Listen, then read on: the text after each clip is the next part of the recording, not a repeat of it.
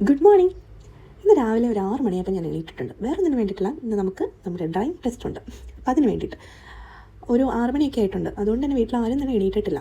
ഞാൻ വിചാരിച്ചു ഞാൻ തന്നെ പോയിട്ട് ഒരു കാപ്പിയും ബിസ്ക്കറ്റും ഉണ്ടാക്കി കഴിക്കാമെന്ന്.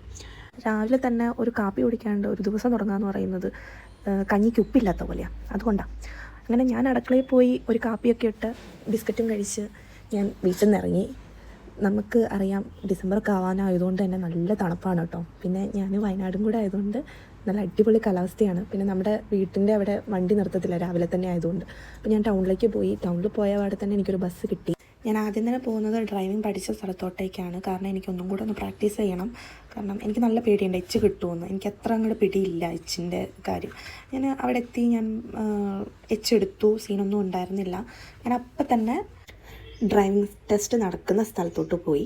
അവിടെ പോയപ്പോൾ എല്ലാവരും തന്നെ വന്നിട്ടുണ്ടായിരുന്നു, പക്ഷേ സാറുമാരൊന്നും വന്നിട്ടുണ്ടായിരുന്നില്ല. കുറച്ച് നേരം വെയിറ്റ് ചെയ്തപ്പോഴത്തേനും അവരൊക്കെ വന്നു.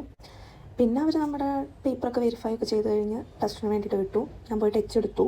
സീനൊന്നും ഉണ്ടായിരുന്നു, നല്ല ടെൻഷൻ ഉണ്ടായിരുന്നു. സീനൊന്നും ഉണ്ടായിരുന്നില്ല, കിട്ടി. ഇവിടെ പറഞ്ഞു നിർത്തിയത് എച്ച് കിട്ടിയെന്നല്ലേ. ഞാൻ എന്താ വീട്ടിലെത്തി.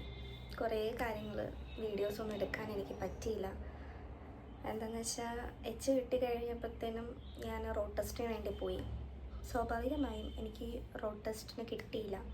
എനിക്കൊന്ന് വണ്ടി മൂവ് ചെയ്യാനും പോലും പറ്റിയില്ല എന്നുള്ളതാണ് സത്യം.